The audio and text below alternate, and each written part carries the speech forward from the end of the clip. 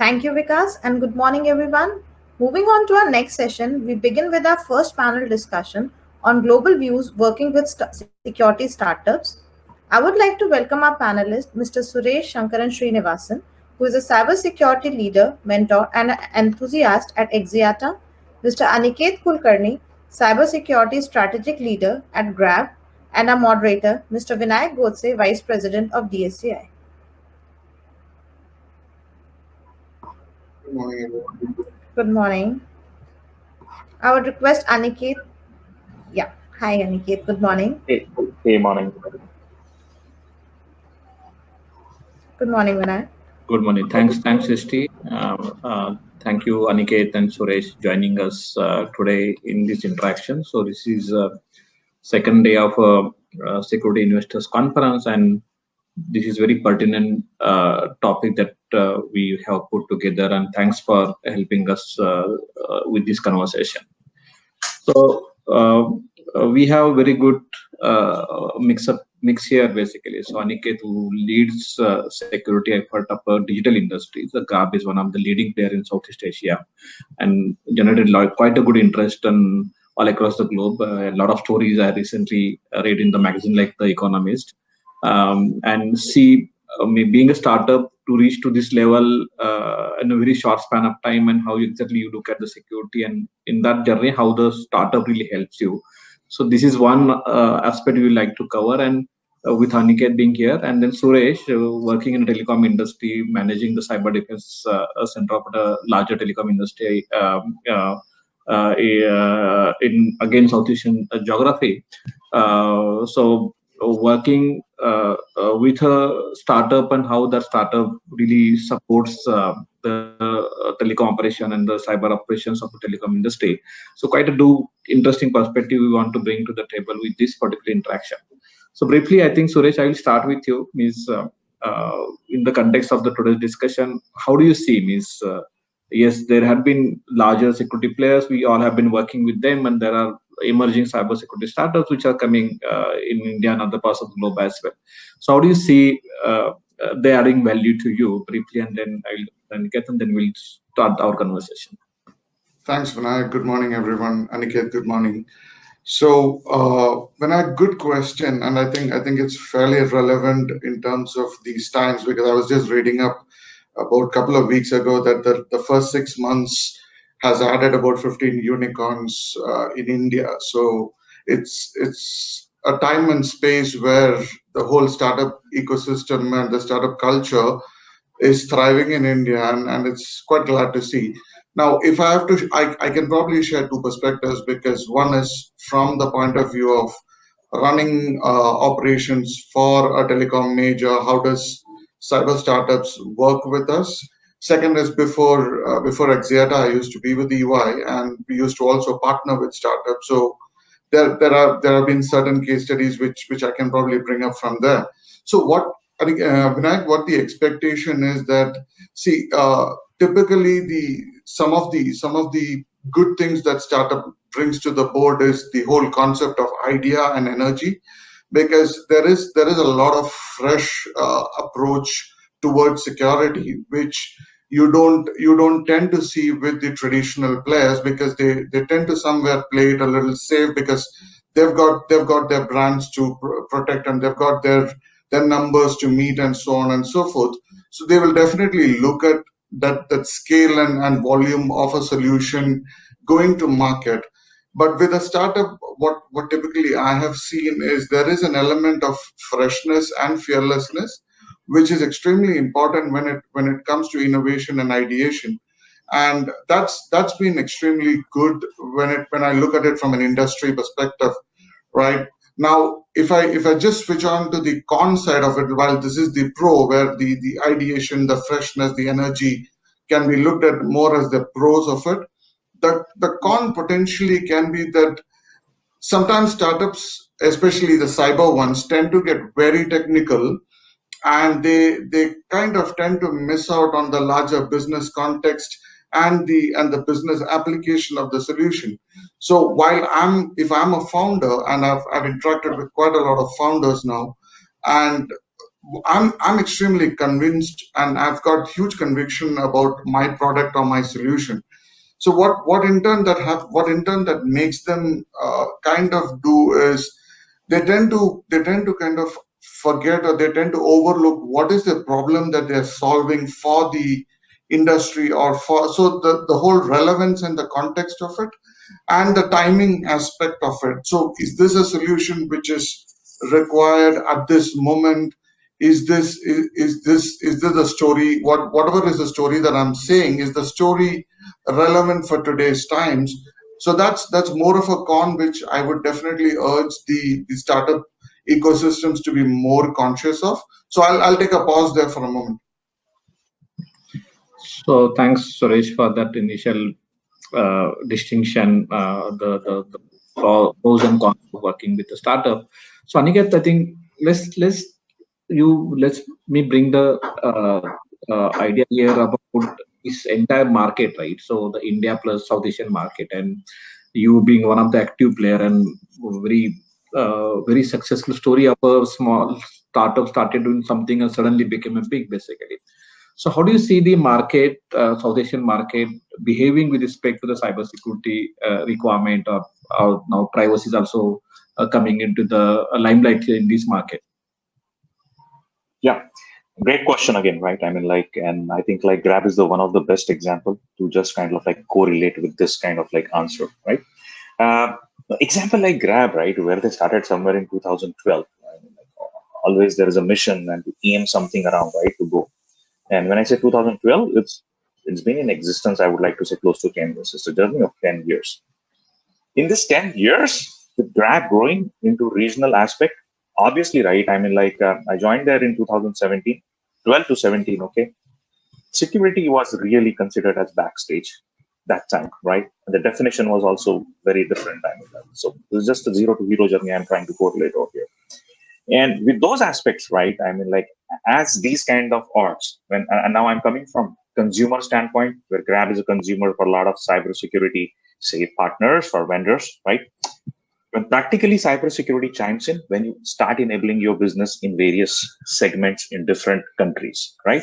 Like we were in Singapore, we went in Malaysia, we went in Indonesia, we went in Vietnam, we went in Myanmar, all kind of countries, right, around. And as we were enabling, right, every enablement gave us a blocker that, hey, I mean, like you don't have data transfer over here, or data center over here, and you can't play with the game overall, right?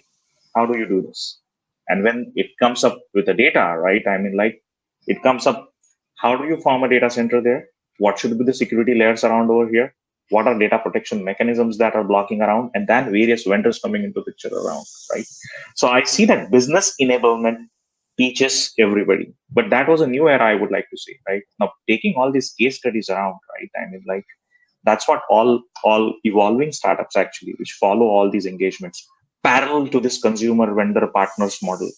The problem statements are quite visible, which were solved both with bigger players. Like there was always a discussion when you go first time to someone, right? Take an example.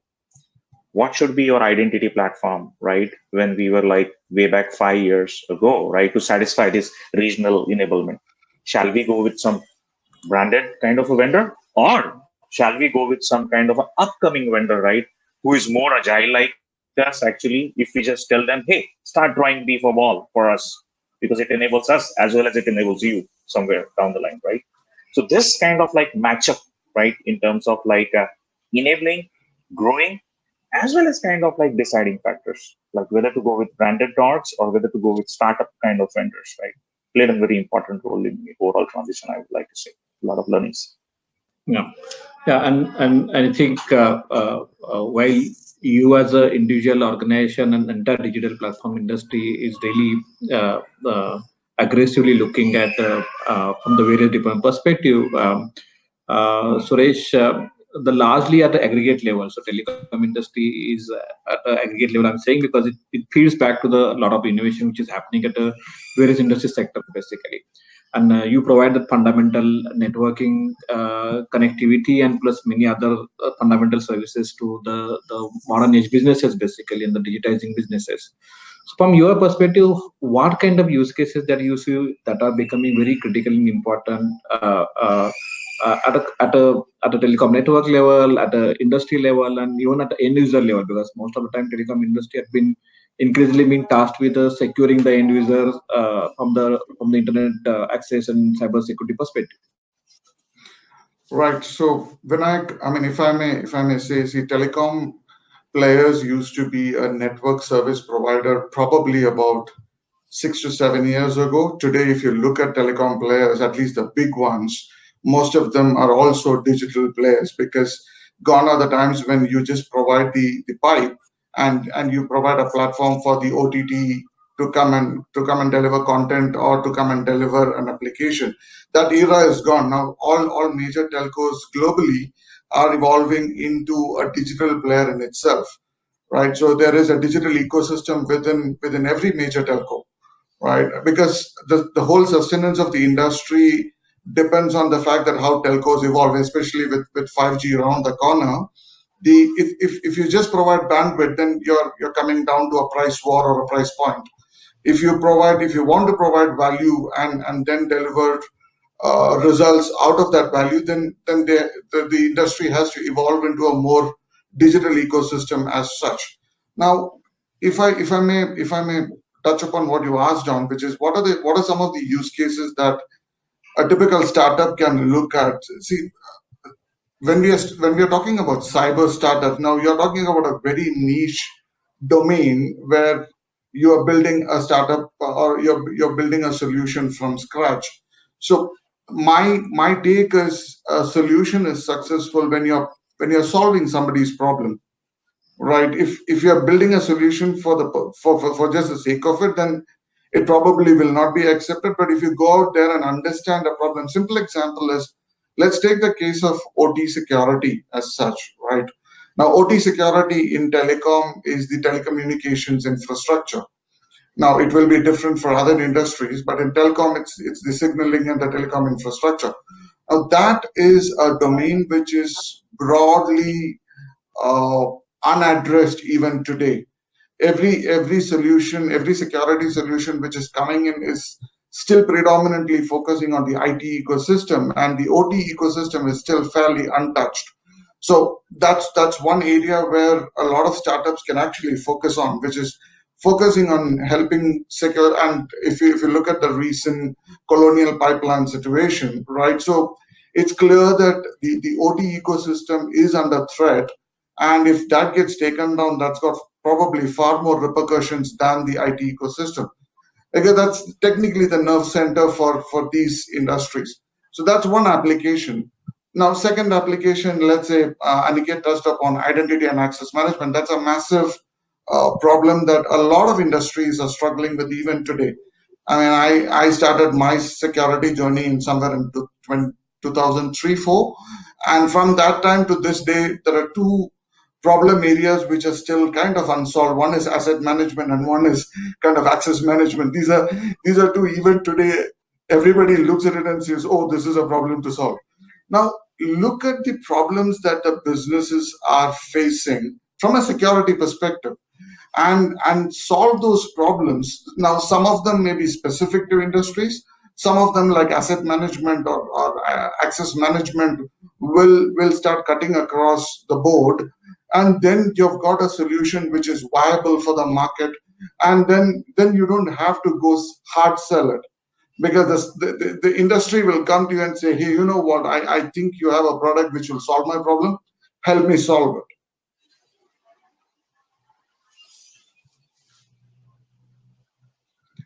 Vinayak, sorry, you're not audible.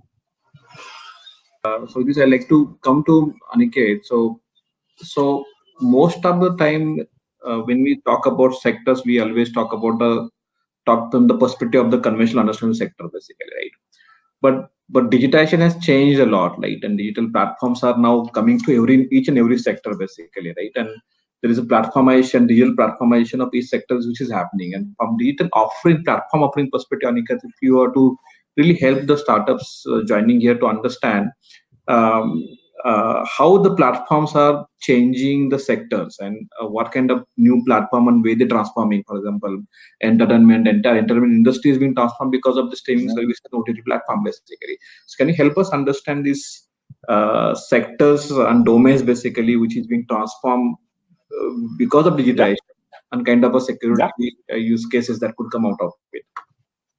Right. I mean, like, amazing question, right? I mean, like, let's we all have witnessed, I would like to say, right? I mean, like, just compare our 10 years backward, right? I mean, like, from 2011 to today, the way the mobile segment has grown and way it is kind of like user friendly, everything is coming online, right? I mean, like, I'm amazed to see in India as well, right? The various platforms which are chiming in around, like, whether it's on you can say like digital banking, where ATM like kind of like offerings are kind of like emerged suddenly, right? And pretty much acceptable. Similarly, in various other countries as well, right? Take an example of Singapore. We have got flavors around it, right? Like TBS chiming in into this pay world. You go to Malaysia, there is a different player. You go to Indonesia, there is a different player, right? You go to Vietnam, there is a different player around it, like organizations like OVO and organizations like Mocha, which serving all these countries around. If you go into food industry, if you go into deliveries industry, right? You got in India as well, right? You got something like Dunzo, which is kind of like chiming in deliveries and all those aspects. You got similar stuff in Vietnam. We got similar stuff, obviously, in Indonesia with a lot of players, in Singapore. OTT, guys, that's a big world which is chiming in, right? We've got a couple of brands around over there, like say Amazon Prime, Netflix, but there are a lot of small brands as well. I mean, like it's a where people don't know, but they carry a very region-specific aspect, which are pretty much hidden. In India itself, right? I mean, like we have got 6 to 7 platforms, which probably most of the people are utilizing it, right? Now, this is a flavor of a digitization, which we have witnessed since last 10 years, where it was, where it has been, and where it has been going, right?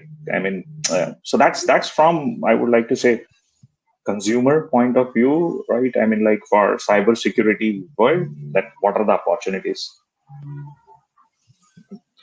Yeah, so Suresh, you had been working with some startups, right? And you are also working with us in some of those initiatives that we have been driving in India. So help us understand your experience of working with startup, like a big telecom player is trying to engage with startups. So what those interactions basically uh, uh, gives you basically, and what kind of a value that you see out of it, and how do you see that things can be going for both win-win situation for a larger player like you, a digital player like Aniket is driving, and the startups as well on other hand? Brilliant question, Vinayak. I was hoping that you'll bring this up. Thanks for that. So, Vinayak, say first is first. I am simply amazed by the kind of talent and the kind of ideas and innovation and energy that a lot of these founders or individuals are bringing to the table. I've been, I mean, as part of NCOE, I've been interacting with startups for the past 3-4 months now. And even before that, as an individual, on an individual capability, I've interacted with them. So the growth, especially in cyber as a cyber professional, is very pleasing, is very heartwarming. Now, what will it take for these startups to be feasible or viable or relevant to an enterprise? Now, what's happening is most of these startups are targeting the SME space, rightfully so, because they've got solutions which is easily sellable or easily uh, marketable to an SME audience, whether it is from a cost perspective, whether it is from their scalability perspective. But my suggestion and my advice to anybody who is listening in is that the startups also need to have a business model to get into the enterprise space. And enterprise space is a completely different environment altogether. It's not like it's anything unlike the SME space, right? So the criterias or the parameters for evaluation, especially when it is a startup, is very different in terms of, okay, is the startup capable of scaling up?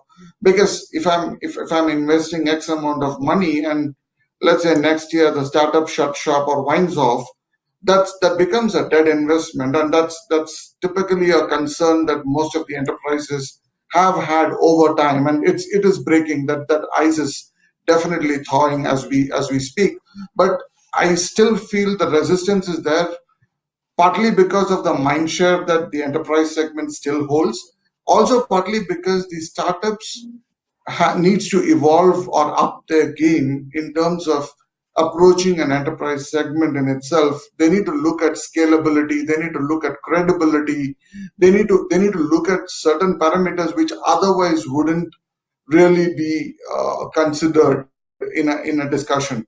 It's not just about a solution is viable or not, which is the first step definitely, because that opens the door for a discussion. But beyond that, when it gets to the business end of those conversations, you need to look at, okay, how do I show credibility? How do I show that I'm able to scale up to this enterprise's requirements, whether it is 50,000 users, 100,000 users, or anything beyond that, right? You're not talking about like a 500 or 1,000 user game there. So that entire, so the my suggestion is the composition of that startup needs to be looked at. They need to probably bring in a team. Now, by team I don't mean you need to hire a team. You can have various models of having a team. The team essentially will give you the credibility.